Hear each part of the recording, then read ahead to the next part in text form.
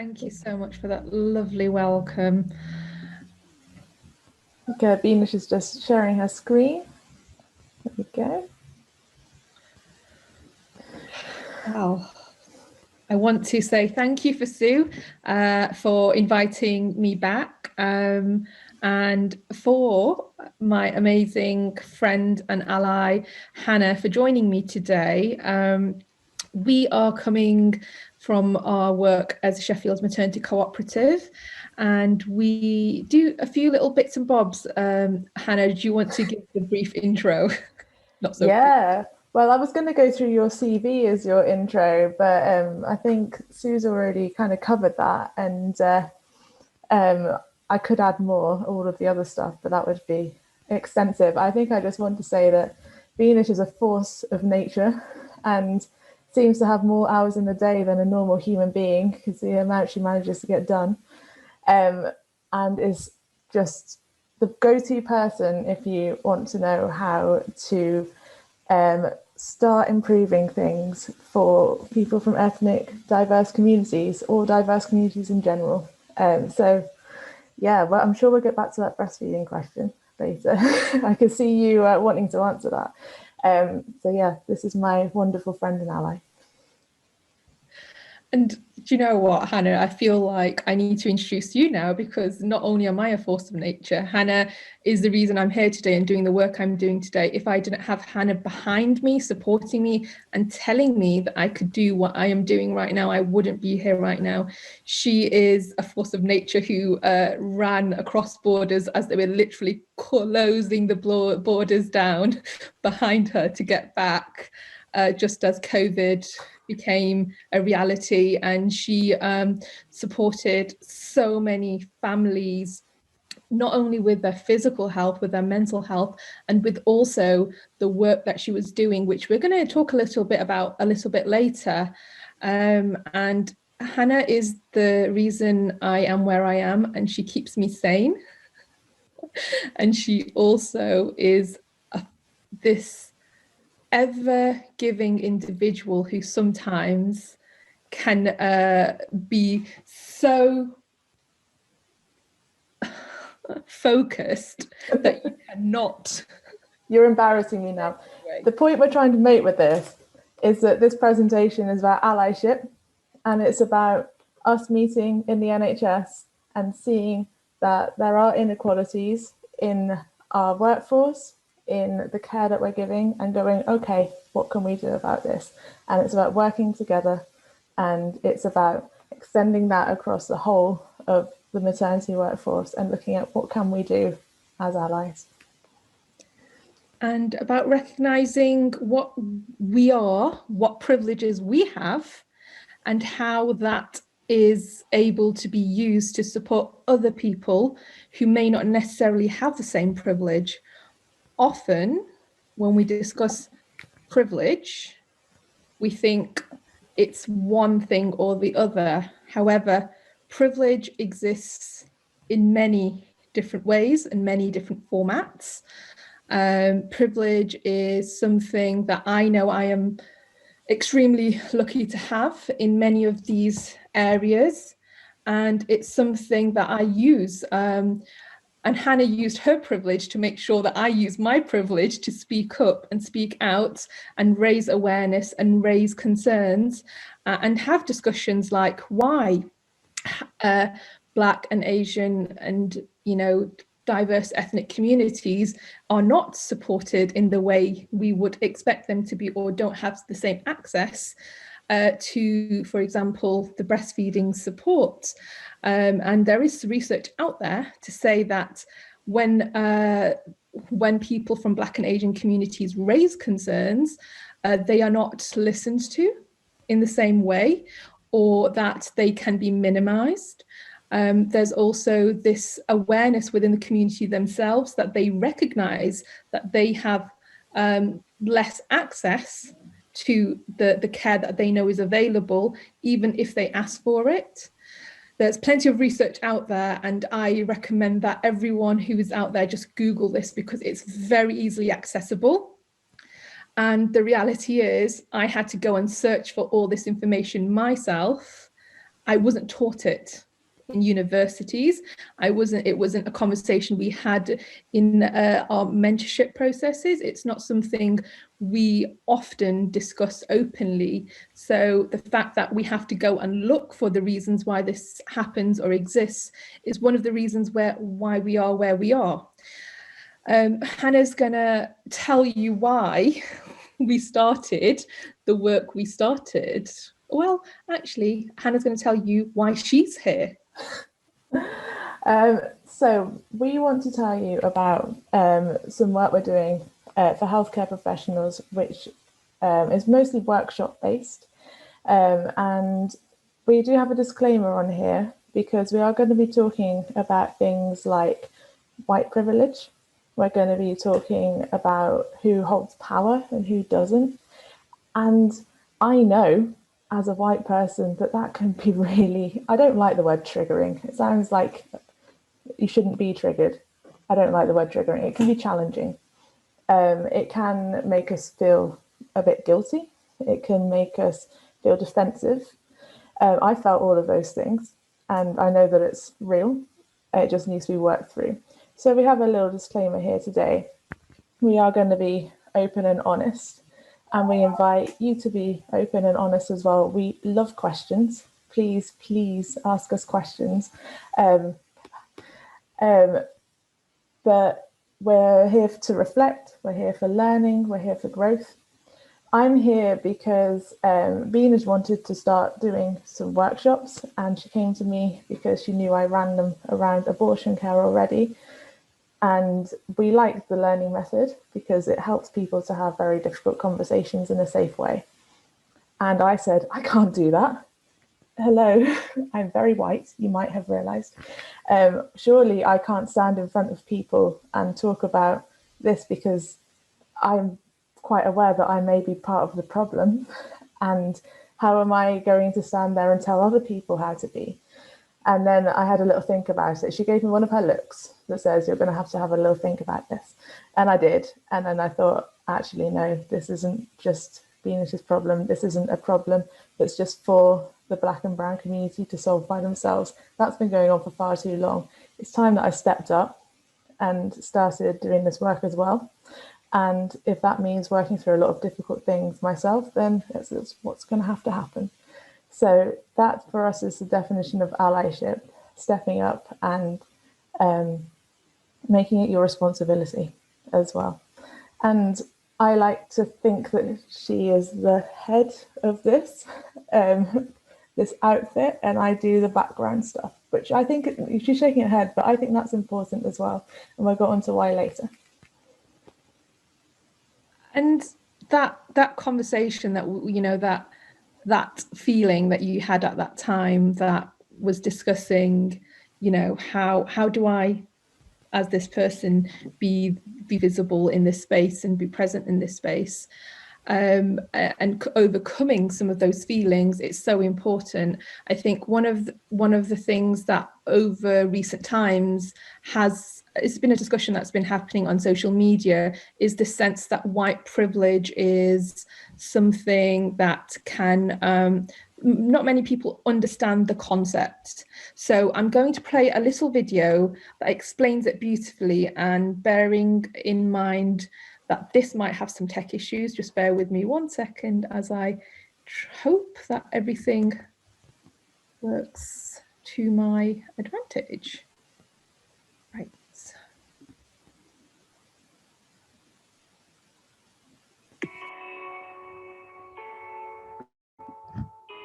We've been engaged in a global conversation about race and racism. You've probably had discussions at home, at school, or at work, and in those conversations, you've probably heard the term white privilege. You may have even had this term used in a way that felt like an insult or an accusation. Others will have told you that it's all just made up to make white people feel bad, and none of this is right. Privilege is a hard concept for people to understand because normally when we talk of privilege, we imagine immediate, unearned riches and tangible benefits for anyone who has it. But white privilege, indeed all privilege, is actually more about the absence of inconvenience, the absence of an impediment or challenge. And as such, when you have it, you really don't notice it. But when it's absent, It affects everything you do. There are lots of types of privilege out there. The privilege of being born into a wealthy family versus a poor family is kind of obvious, but then there's the privilege of being able-bodied versus having or acquiring a disability that most of us take for granted.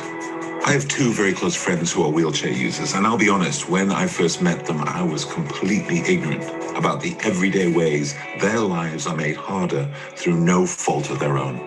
Some of these ways are simply thoughtless, but some of them are just the way we live, just the way we build infrastructure, just the way everything works. That just makes their life harder than mine. That's just one of the ways that I'm privileged. And understanding that, embracing that, doesn't make me a bad person.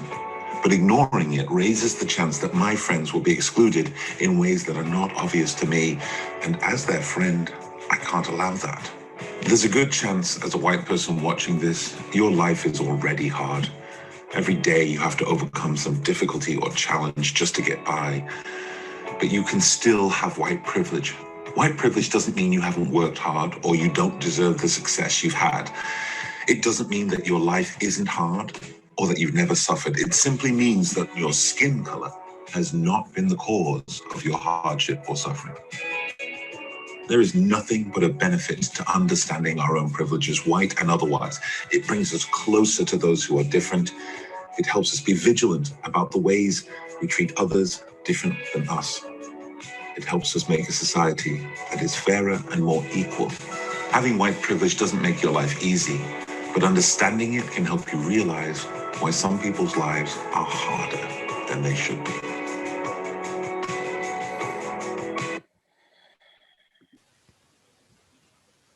And when I was talking earlier about the fact that Hannah has this laser focus, when she gets on something, she really gets on this. And she has been a force of nature in supporting me in the work we've been doing and the way we've been going forward. And it started at the very beginning. Where was the beginning, Hannah? This was when we went on strike. Do you remember those days we went on strike for a 1% pay rise? How things have changed, not.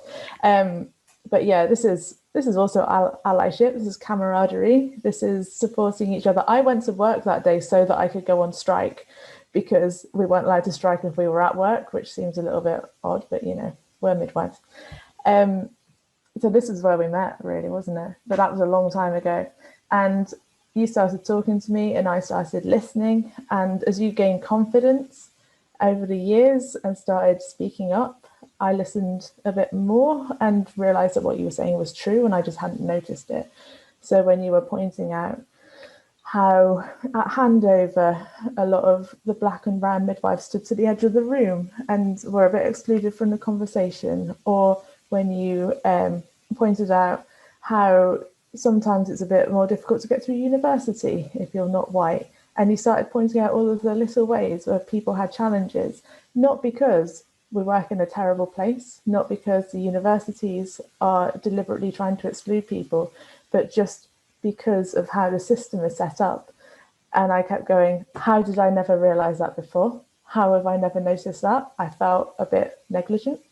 And we kind of worked out that this was something that needed to be unpicked. And this goes to the fact that, you know, we are not often taught differences, but when we are taught differences, they are often in negative connotations or negative highlights. And one of the examples I like to give is the fact that, you know, we don't necessarily learn how we talk about mental health and how that is different in different communities, but we've been taught with a Eurocentric lens of looking at it in one way, which doesn't translate necessarily to different cultures. But when we are taught about something different, for example, FGM or consanguinity, the connotations are always in a negative light, and it's almost straight to safeguarding, etc., etc. But we don't necessarily put the same emphasis on the fact that labioplasty is female genital mutilation, clitoral piercings, technically female genital mutilations. The context that we are highlighting is it puts layer of kind of unconscious bias into the way we talk and the way we then approach communities and approach conversations. The realities around this is the fact that we, in some trusts, still have documentation, and I know all like other amazing midwives who are raising these issues, including one of my close friends, Lola, who we often message each other about the APGAR score and how we rate pinkness. I mean, Hannah, as she's already admitted is white, but even she refuses to say she's pink. Yeah, it's also about how it's so many things. There are so many things. It's how we look at mastitis, how red people's breasts are. It's how we look at jaundice and skin tone. It's how we approach everything, isn't it? And we'll get on to how we do the workshop later, but we realised quite early on that teaching people how to be culturally competent isn't really possible, but teaching people to be allies, both to their colleagues, but also to the families that they care for, is going to be a lot more effective. Absolutely. And I think this is the one thing that I would say for anyone who's listening right now is identify who is currently on your workforce. Go and speak with them, and just have a conversation, just normal day-to-day conversation. It doesn't have to be specifically around race, but build a connection and build that, because sometimes it can be a very lonely space and place to be in. You are facing microaggressions on a daily basis, sometimes from colleagues, sometimes from people you're caring for. So just offering your support and your presence is the beginning of allyship.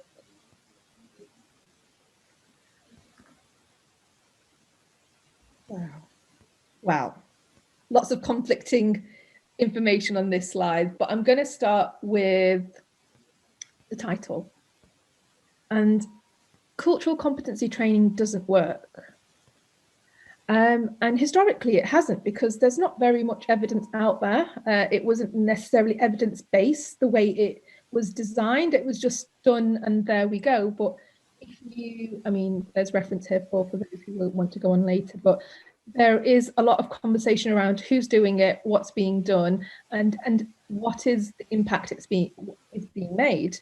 There's difference between, as Hannah's already said, between cultural competency and you being able to be a culturally competent practitioner, and you just being aware and conscious and being an ally.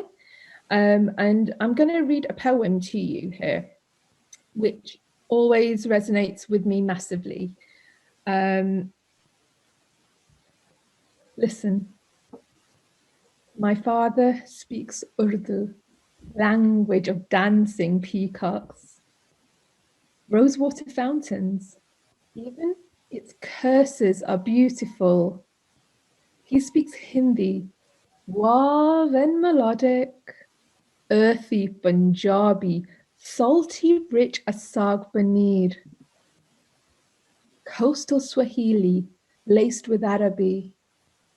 He speaks Gujarati, solid ancestral pride. 5 languages, 5 different worlds, yet English shrinks him down before white men.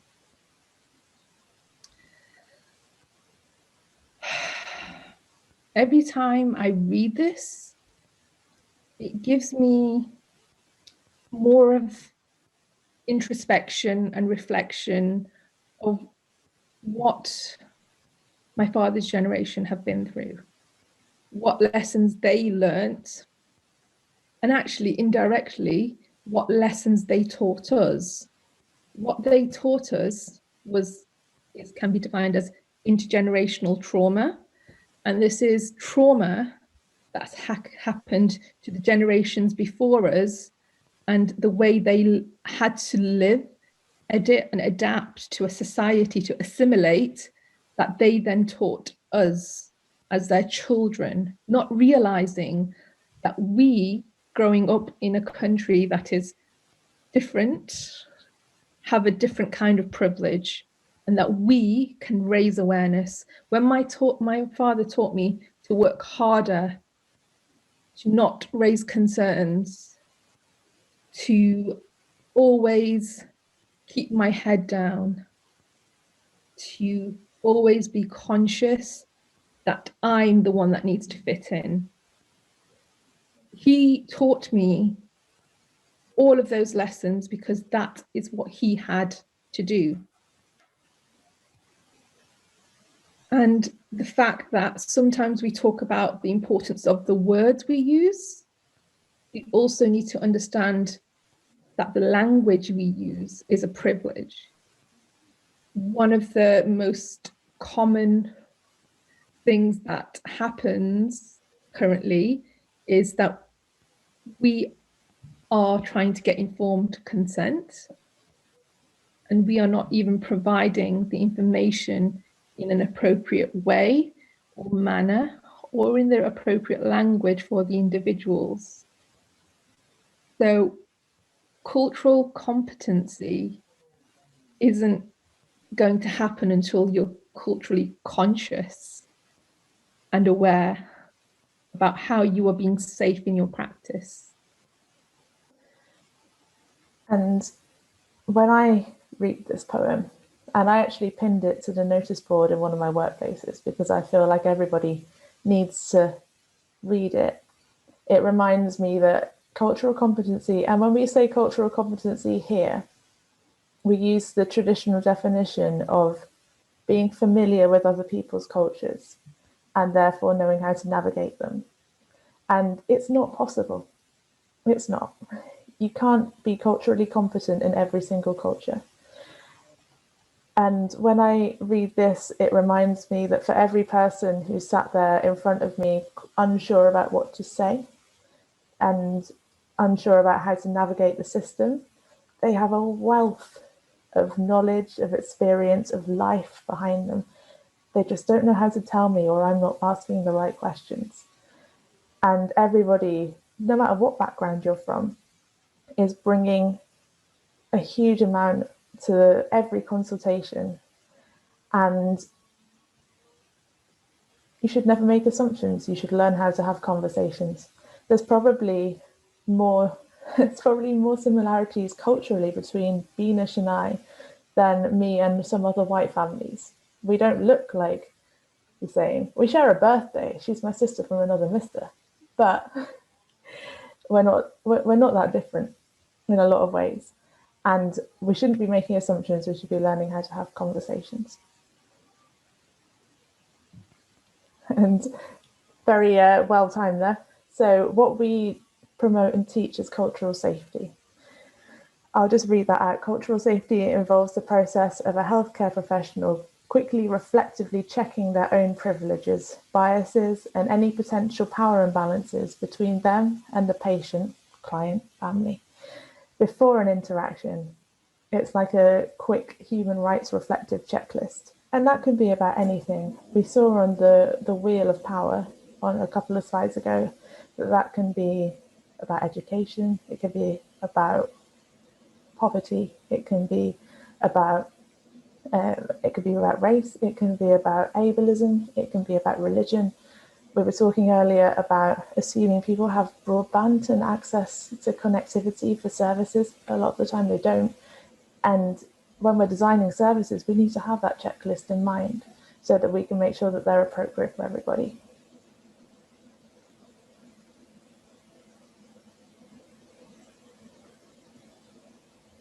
And this is going to be Hannah's ball game again, but this is why our workshop isn't necessarily traditional cultural competency and safety workshop as has been known and regulated and shown around, because first and foremost, it's not telling people how to be culturally competent.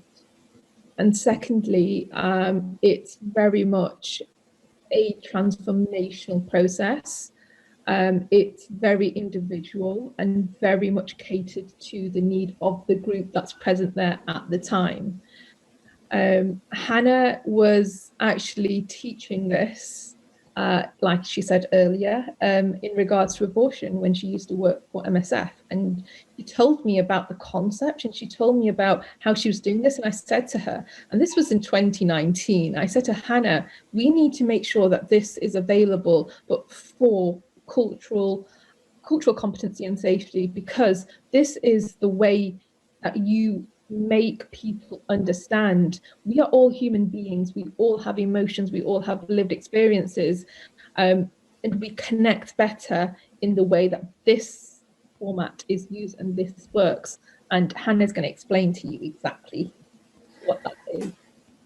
Yeah, so it's based on a teaching method called, or a workshop method called values clarification and attitude transformation.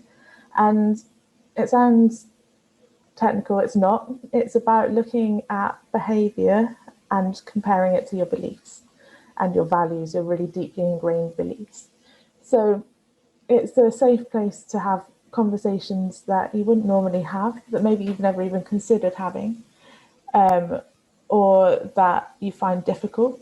So that works for abortion. It also works for race, because people do avoid having conversations because they're worried they're going to say something wrong. They're worried that their beliefs aren't going to correlate to the beliefs of those around them. So this gives people the reassurance and the safety that they need to say what they're thinking and to have conversations about it. It does encourage a shift in attitudes, but not in a structured way. We're not trying to make you think anything.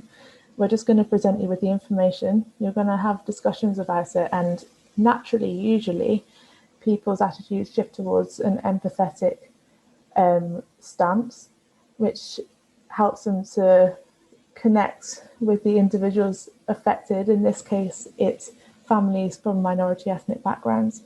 And that gives them a sense of personal responsibility to try and improve the situation. And we all look at the statistics. Since 2017, the Embrace report has been there. In fact, it's been there a lot earlier than that. We just weren't talking about it. And we know that currently in the UK, you're 4 times more likely to die in childbirth if you're Black. And that's a statistic that's bandied around a huge amount because it's headline grabbing. But who are the families behind that? Where's the personal connection? That's what we try to do. We try to give people a context, and that produces empathy, and that produces transformation. And it doesn't just work on people that want to be there. We do it as mandatory training. And we do it, as you can see, with midwives, with kind of governance leads, we do it with paramedics, we do it with MVPs, Maternity Voices Partnership leads, IDVAs, domestic violence advocates, support workers, doctors, the 0 to 19 support workers, neonatal nurses, health visitors, anybody. In fact, we've done it with yoga teachers, we've done it with like other random professions that come to us, and it works. It always works.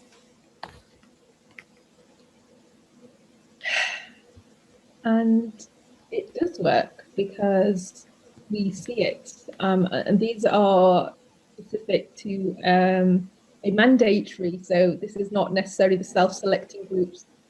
This is reflection from people who were mandated to attend our sessions. Understanding actually that no, the healthcare provision we provide isn't acceptable, but we don't tell them it's not. We just facilitate conversations so that they can reflect and understand what in their practice is hindering their ability to provide actual care. And it's more specific to your local areas. What we provide that kind of navigate what it is, what structures and what systems are barriers, and also what are personal, so that we can differentiate between the two, raising the awareness that actually unconscious bias is an actual thing and it affects our communities.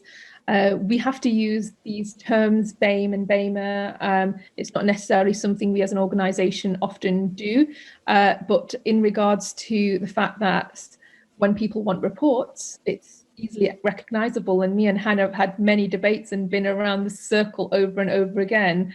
But sometimes you have to do things in a tick box way, and that's often a structural issue, tick boxing, and the necessity of tick boxing, and often sometimes that's based on defensive practice and why that is. But making sure that when these governance processes are taking place, these policies and these structures are being built, that people that are making the decisions are either aware or invite people who are aware to the table, make sure that we are able to do that. For example, and I'm going to go back to what Amy was saying earlier, the fact that the access wasn't as effective for our Black, Asian and diverse ethnic groups. Well, digital exclusion, like has been mentioned, is very much a thing. Actually, where was the communication visible? Because often our Black, Asian and diverse ethnic communities are not necessarily on the same platforms or in the same networks. So if it's going by the social medias, are we making sure we're engaging with appropriate people that can share? Are we also making sure it's available in a way that can be understood? Often people think that just because you speak a language, you also read that language. That's not necessarily the case. And I'll give you an example. Most people will say they speak Urdu. If you're from like Pakistani or kind of that region, you'll say you speak Urdu because you know you're more likely to get an interpreter because it's a more universal language, whereas actually their preferred language may be something else. And I speak Butwari. But I know my mum, whenever she goes to GP services or any services, we have to say that she speaks Urdu just so we can have an interpreter available. Now, I speak Urdu as well, but I can't read Urdu. And I would be able to understand it. So the mediums we give the information out in is something that needs to be understood. And that's not necessarily going to be conscious. You're not going to be conscious of that if you're not aware that that's a problem. That's where privilege comes back into it, because it's not necessarily knowing what the barriers are and understanding them. And then a lot of other things as well. I mean, the one that we do pride ourselves on is the fact that people are more likely to understand what stereotypes exist and what they hold and they hadn't realized earlier. The fact that people are leaving much more comfortable about having these kind of conversations, because to be able to have these conversations at home and in the workplace, in a safe space, in a comfortable way, means that we all learn and grow. It makes us uncomfortable. It puts us in discomfort, doesn't it, Hannah? It does, and that's when I know normally that if you show me a video and say, should we use this? And I go, oh, that's usually, yeah, we should use that because it was making me feel uncomfortable. There's probably a really good reason behind that. Yeah. And you know what? The discomfort is good because discomfort means growth. It means we're going outside of our boxes and we're learning. And I'm always learning as well. We do use a lot of comedy, a lot of poetry. It's not all uncomfortable. I have, like, you know, there are other mediums of communication. Well, it's to be able to make sure that we are able to have those culturally sensitive conversations appropriately with the person who's in front of us, and also that we are able to have buy-in for equitable care. So, for example, you know, continuity of care, and the fact that initially the recommendations were to aim them at Black, Asian and diverse ethnic communities specifically, was actually quite controversial. A lot of midwives have said, well, we give everybody the same care. This isn't fair. This is racism. This is the opposite. This is reverse racism. It's something that I had heard one person mention, and this was online, this wasn't in person. But the fact of the matter is we've given equality. And this is where we're at by treating everyone the same. And equity means that we need to give a little bit more just to have the same outcomes or the same levels of outcomes. It doesn't mean we take away from someone else. It just means that just to get that balance right, we need to think about why they're having poor outcomes in the first place, being conscious and aware of that. This is just a nice little slide to say that people actually find that it's a helpful process to go through. And we're not really telling you to come on our workshops. We're using this as an example of work that people can do as allies. And you can do this with your friends, you can do this with your family. It's about opening conversations. Everything is open access. If you want to have a look at the teaching method and how it works, it's all online. We're not shy about it. But people find that having a space to talk about this is really refreshing, it's really transformative, and it's really important to them. And it's almost like it fills a need that they didn't really realise was there. It's like having something in the back of your mind that's been niggling, and now you finally managed to put your finger on it and you know what to do about it. And we are going to go through in a minute some things that you can do as allies in your day-to-day life to make a start, really.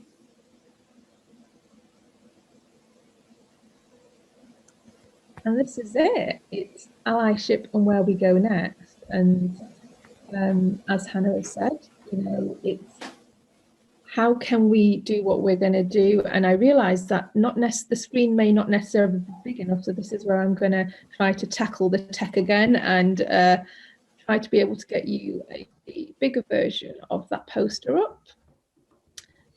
Is that visible, Han? Yeah, that's better. Nope. Oh, yeah, that's it. That's the one. I love tech. I really love tech. There we go. So if we just go to the top, and we'll just start with, oh, here we go. So it is everybody's responsibility, first of all, making action a verb, making change in wherever you are, whether that's having conversations with your family, your children. How do you talk to your children about race? How do your children talk to you about race? Because sometimes they're a bit more clued up than we are. How do you talk about it in your community, in your workplace? What's going on in your community? Are there any organisations that are already doing amazing work? Can you make yourself an ally to them? And anyone can be an ally. I would just like to point out, you don't have to be white to be an ally. Do your homework and immerse yourself in culture. It's not going to make you completely understand that culture, but it's going to help. Do you like watching Korean films? Do you like reading Iranian poetry? Benash loves Korean films. Do you like watching, I don't know, Nollywood? I love Nollywood. What is it? What is it that you enjoy consuming from outside of your own culture, and do more of it, and then go and look for something else that you haven't seen already. If you make a mistake, and we all do, it's okay. You just need to apologise, but also don't make that about you. That's quite a difficult thing to do. So hold your hands up and go, I got that wrong. Thank you for teaching me. I won't do it again.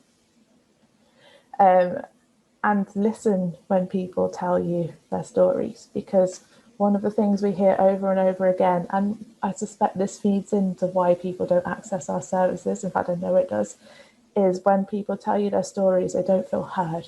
They don't feel like they're taken seriously. And racism is really hard to pin down. If somebody says, I feel like that happened because of my race, it's very easy to be dismissive, and people are often dismissive. And then that means that they're not going to come to you again, they're not going to talk about it again, and they might not access that service again. We see it all the time around things like mental health. People aren't taken seriously, and then they don't go back. It's the same thing for maternity services. If you see somebody doing an amazing job of telling their story, boost it, share it on social media if that's where you are, recommend a book. If you've seen an amazing YouTube video, share it, whatever it is, just amplify people's voices. And then the final one is a difficult one sometimes, but we all see things.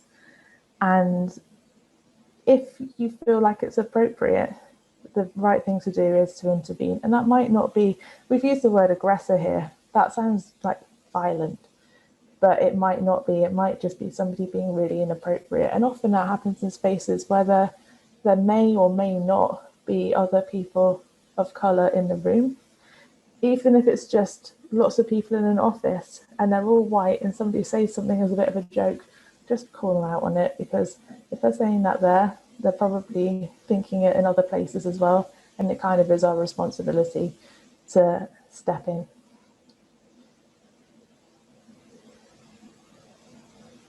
Yeah, one of the prime examples that my amazing allies, every single one of them, stood up for me and showed allyship was when I had some trolling online, and I was very much conscious and I got a bit upset over it, and I just texted one person, and then the one person made a WhatsApp group, and then the WhatsApp group went, and they just went and literally gave practical, logical counter arguments that just made me feel absolutely loved and appreciated. And actually, anyone who would have been reading that who was unsure of what side of the argument to be on, I wasn't arguing, I just made a point.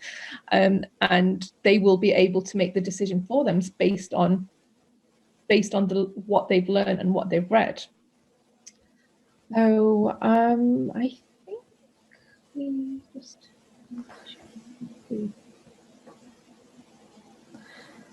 Yes, I think we've got almost to the end of our presentation, but it's deliberately early because we would really love to take a lot of questions and have a really good discussion.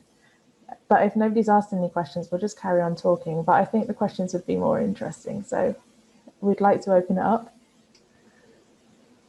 I'm sure once we start going, I'm sure there won't be any difficulty in discussion. So audience, please send in your questions. We have got a few. We've actually got a kind of comment from Lola, who you mentioned, Benash, who says that, and this was regarding Amy's presentation, and she was saying there needs to be representation in support for breastfeeding for women from Black and brown families, which we don't have at the moment. I don't know if you wanted to comment on that. I absolutely do want to comment on that, actually. You might. So there's one thing that I actually had, it was a service user who pointed out to me in one of the focus groups, actually, and I've been very aware and conscious of it. And she said to me at the time, she said, you know what, I went and I sat in this in the waiting area and I saw leaflets, and every single leaflet had white babies, white mums, and they were all talking about normal educational thing. The one leaflet that I saw that had Black and brown people on it was about safeguarding. Gosh. So there's also the fact that there's not representation, but then when there is representation, it's that negative connotation again is visible.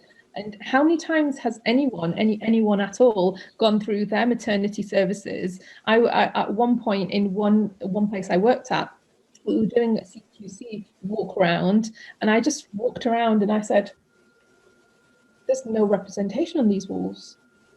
There is no representation.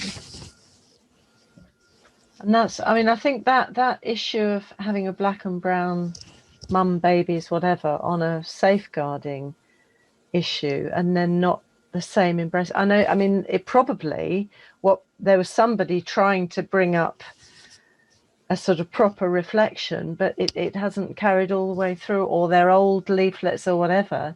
And I think that's a very powerful one, Benash. Very powerful. Thank you for that. We have got other questions. I've got one. So that was Lola. Thank you, Lola. Ruth Clark says, have you taught in Leeds yet? I would be very interested in attending a workshop, and I'm very sure many of my colleagues would be too. So where does your workshop go, Benash and Hannah? Well, do you get it in the minibus and go off? we can do it soon we can do it, even like with more people face to face. It's face to face or online. Actually, some people prefer online. It can be a bit more intimate, and it can feel like a bit of a safer space because there's a little bit of a disconnect between you and the rest of the group. You don't have to awkwardly fiddle with your hands. You don't have to worry about where to put your feet. But we can do it face to face as well. We've not been to Leeds yet. We'd love an invitation. We do run them publicly through an organisation called Baby Lifeline, and there will be more dates coming out. So if individuals want to sign up, they can do. But we will do it for trusts. We'll be absolutely delighted to. And if you want to learn to come and be a facilitator and take it even further, then we'd love that as well. Wow. Well, presumably, being a facilitator, you'd need to do the training first, and a bit like other like prompt and also and that sort of thing. Absolutely. So you know what you're letting yourself in for. Yeah. Fabulous. Thank you. Well, okay, take that on board. Now, where have you gone, Ruth? Take that on board. Invite them, and they might come, or attend an online, because you're right. It can be quite an intimate, quite a kind of, I was going to say cozy, but the topic is potentially quite uncomfortable, but it's quite a safe space. I think the safe space concept is a very good one. So thank you for that. Sarah Spencer, hi Sarah, says, can Benash tell us more about the maternity hub she's helped set up in Bolton, support women from the ethnic minorities? I love that. There's somebody with insider information. Yes, I think so. Well done, it's Sarah. It's a really good question.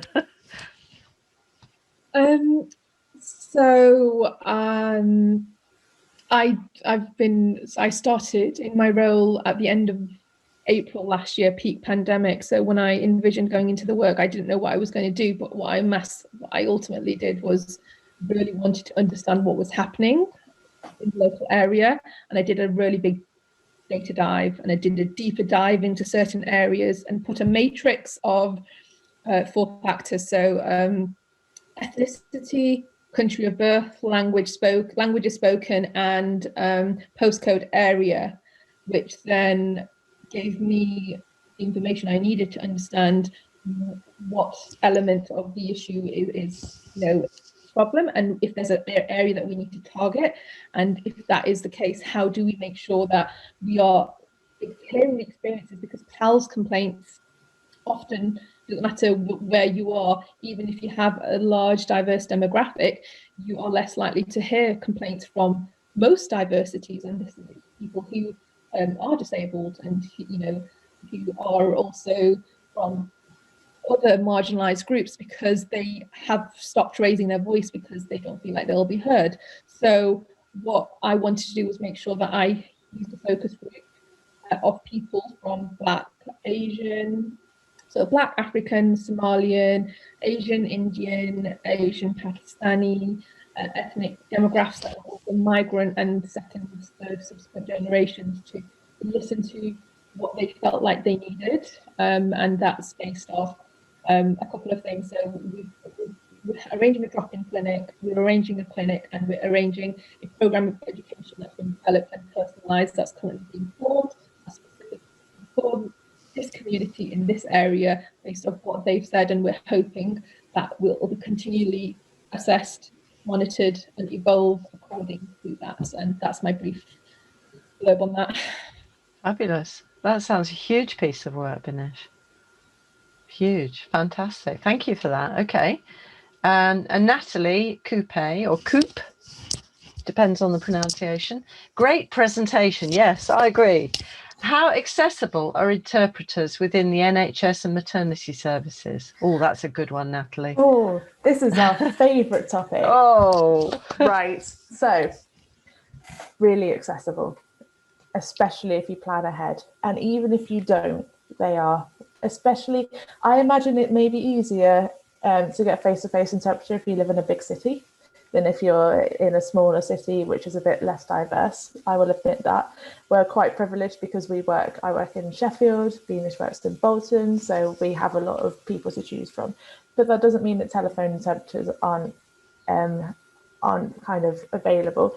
But you do sometimes need to plan ahead. So if you know that you have an appointment, I know people don't always turn up to appointments on time. I know that clinics don't always run on time. So if you use language line or big word, if you contact them in advance, they will make sure they have enough staff on at that time, roughly, to speak that language, and you shouldn't have to wait. If you know you have several families from the same community on your caseload and they need appointments roughly the same time, block them together, book a face-to-face interpreter. Assume that should be possible with COVID, but actually the outcomes are so much better for people when they have proper interpretation. So that is a reasonable adjustment even during COVID to have an interpreter in the room. It's actually cheaper to have a face-to-face interpreter if you're using them for more than 45 minutes.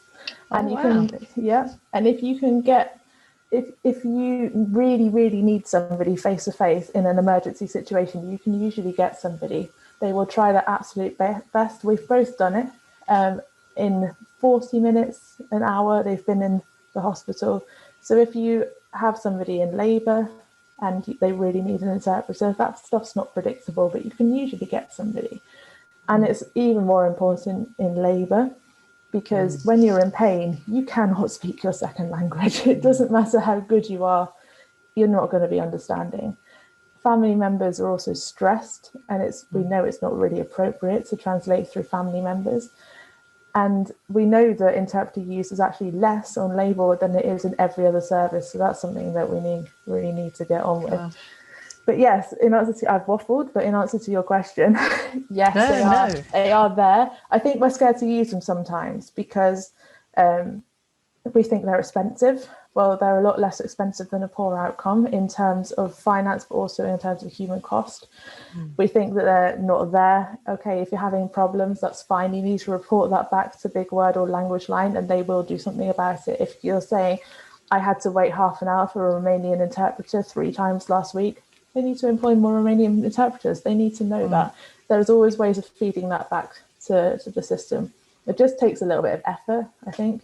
I think that's a brilliant answer, Hannah, because I think that sums up the things that you need to think about as a midwife, which is pre-planning. And maybe if you've got a whole load of a number of women who need those services, is making sure you've got them booked well ahead for a whole chunk of time. I didn't know that about the cost, and that's important because people do get quite hung up on cost, don't they?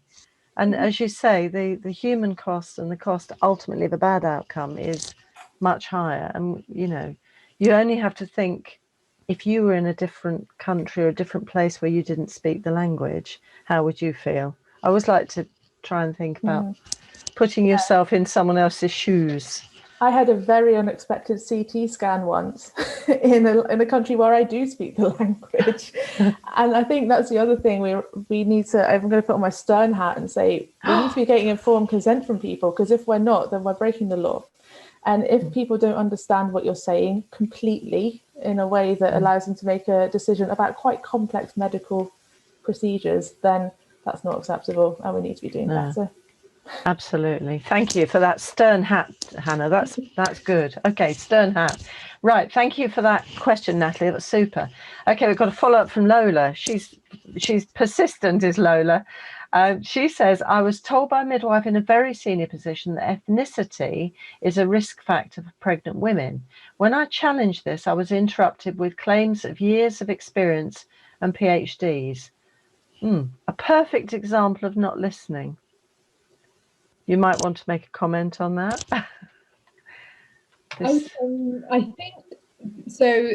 The PhDs and the research out there is always inconclusive.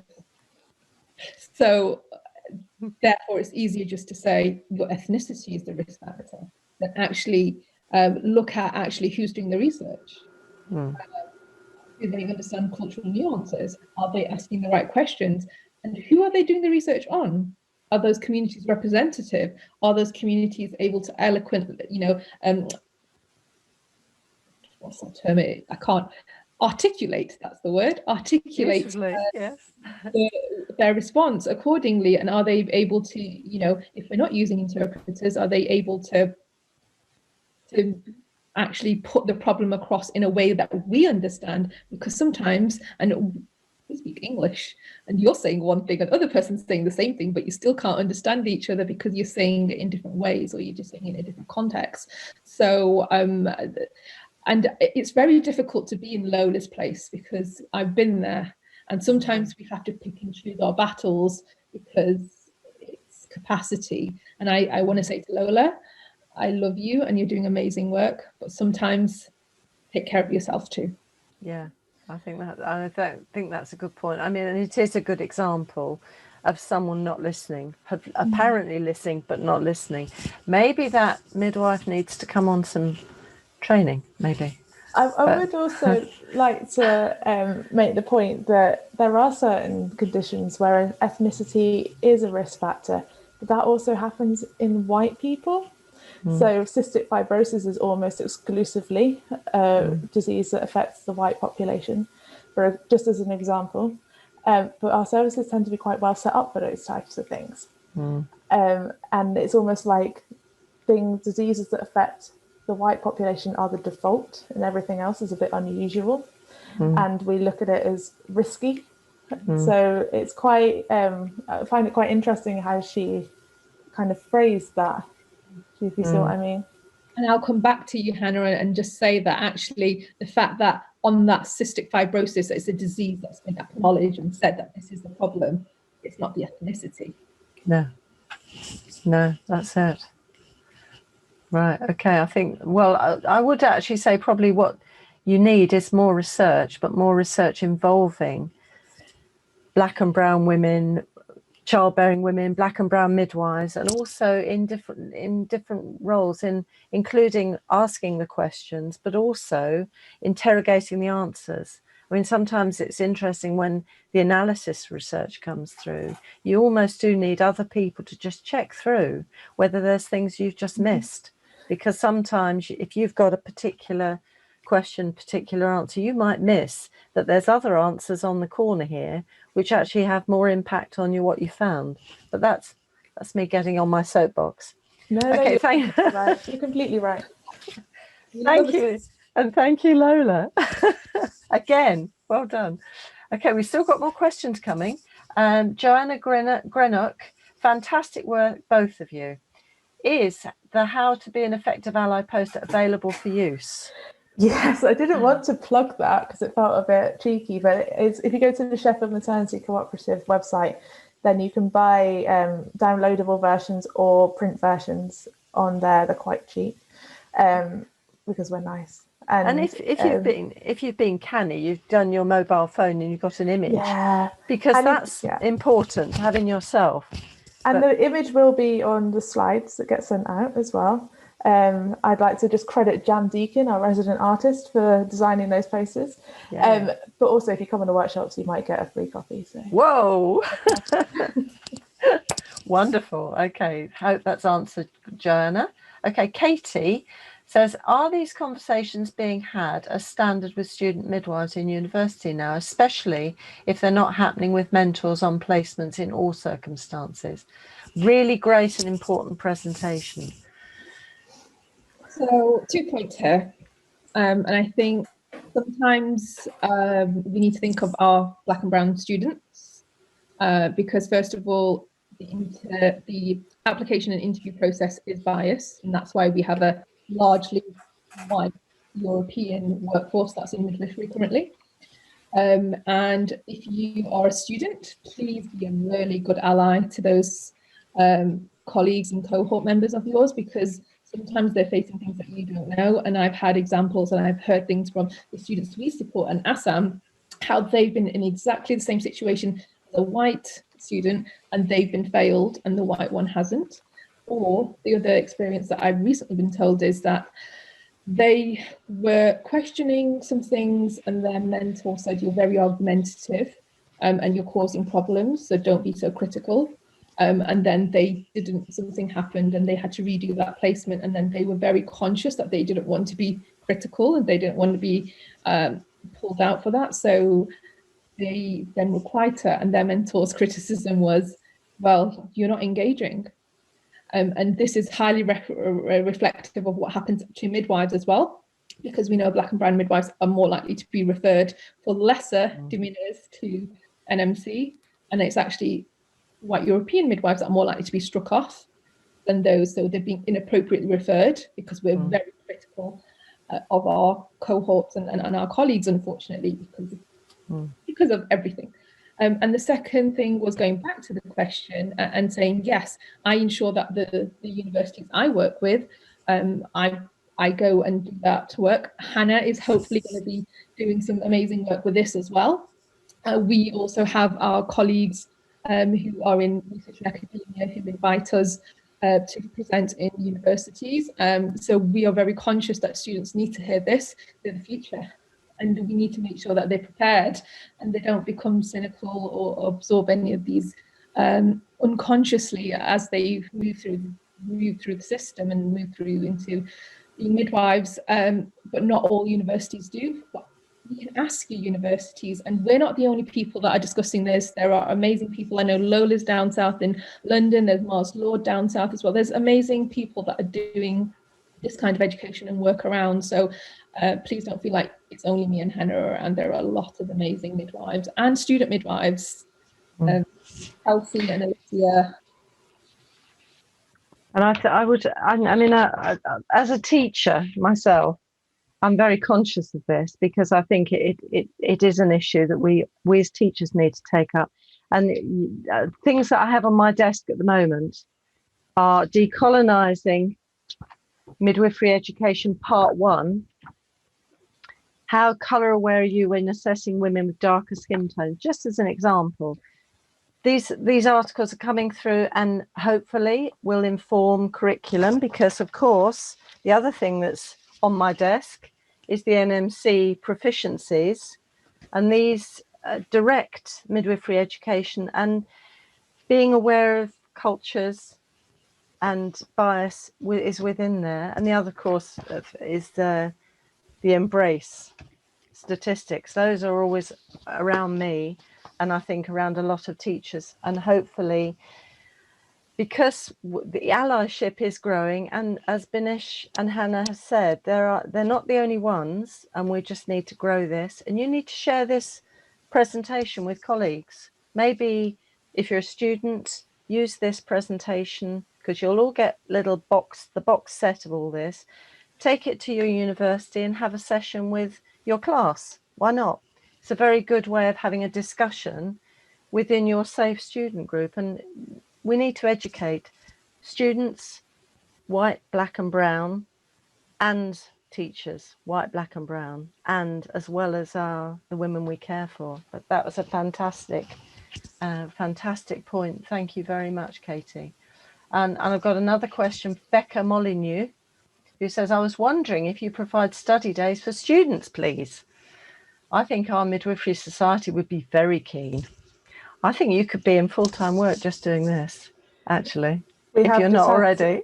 We have just had to train about 8 new facilitators, which is brilliant, because actually it shows that people are recognising a need. And I think we've moved from outrage to, okay, what do we do about this now, which is a really healthy place to be. Yes, we love students. We'd love to come and speak with you. Please send us an email. Just go to the Sheffield Maternity Cooperative website, and there's a contact button on there, and we'd love to hear from you. Because, yeah, as Benash said, students are the ones that are going to revolutionise everything. So, we love you. Of course. And both of you are active on Twitter also, and other good sources like Instagram, I would think. So this is how you can get in touch. So thank you for that. Okay. And I mean, what I particularly liked about your session, apart from the whole thing really, but with the way that you're able to talk to each other. And right at the beginning, which you were giving an example of allyship, but it was for me, it was a real midwifery friendship. And I thought, isn't it lovely that 2 midwives can just sit and talk to each other and say, you're fantastic, you change the world. How often do we do that as midwives? Not often enough.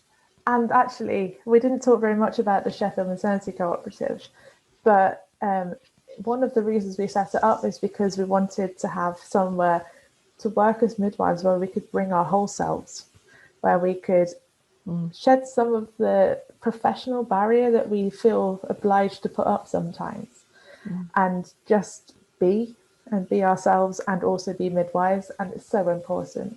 And the friendships that you make at work as midwives are life-sustaining.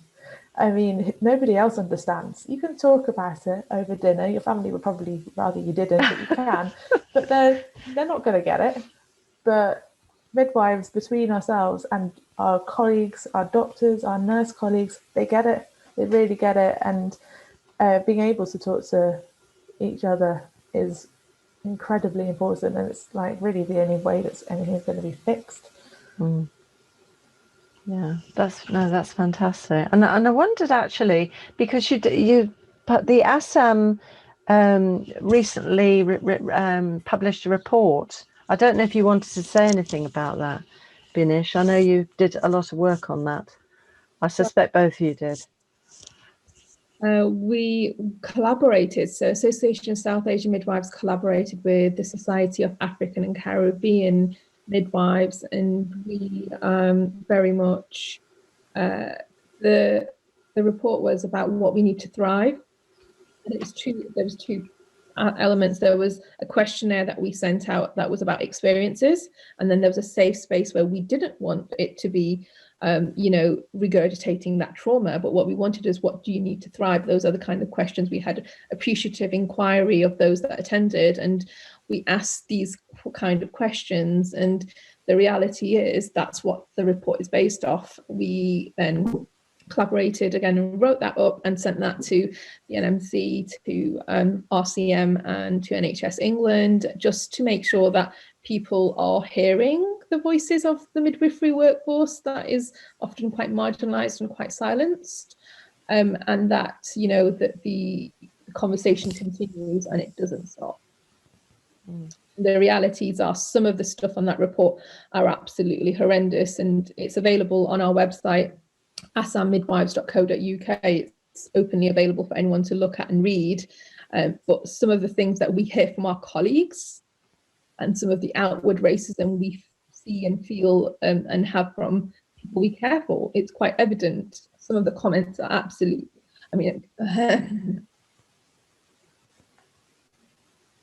Yeah, I know that when I looked at the report, I was quite shocked, because it was all, I don't know if this makes sense, but it was almost from another era for me. And I kind of thought, how can one midwife be so unkind to another midwife? And it's happening now, and I think we have to kind of own that, because we're looking, I think this is taking us to another place in a way, because as midwives, we're looking after women and babies, we're looking after students, but we're also looking after each other. And we kind of need to own this and kind of address it and call it out if that's what's required. I just wondered what the next step is really for that. The next step is we keep asking the questions and we keep raising it and holding those accountable, but also we provide alternative spaces and support for Black and brown midwives. So Association of South Asian Midwives have opened up membership, and anyone from any marginalised community or non-marginalised community, some of our allies have already joined. Okay. Become a member, and we have plans for developmental courses, coaching, pastoral, well-being, mindset, and also support for students. So we have two streams: a stream to support midwives, a stream to support student midwives. And it does cover support when it comes to discrimination as well. That's really helpful, because I was going to ask, can allies join, or potential allies join? Because it sounds a really good initiative. We would love allies to join, because what we are hoping is that we are able to build networks for those individuals, so that when they need to, because normally what happens is I rule myself out often for applying for things, because I think, well, I don't meet that requirement and I won't do it, because I've been taught that unless I'm 100% sure that I can do that job, I won't apply for it. Whereas other people, after being on the other side and doing interviews, I see other people who don't necessarily meet the requirements applying for jobs and getting them sometimes. And I'm thinking, well, I wouldn't even put myself forward. So the fact that I now am able to talk to people and reach out to people and learn and develop, and they are pushing me, means that I now want to give back and make sure that we are helping support each other. We rise as we lift. No, it's fabulous. Absolutely. Wonderful. And I would really encourage everyone to read that report. And if you do find it as shocking as most of us have to hear what the experiences of midwives within the maternity system, I would say that the first thing you can do is go and have a conversation with people, and don't say, "Oh, I read this report. Does that happen to you?" You can just have a gentle conversation and say, "I went to this conference, or I read this thing, and I was really shocked." And you know, if you ever need anything, come and find me, because having people who are safe to go and talk to about things who you know are going to listen is really, really important. Yeah, so it's because it takes it from just being like an observer to being connection, doesn't it? That's fabulous. Thank you. I'm just checking to see if there's any question. Now,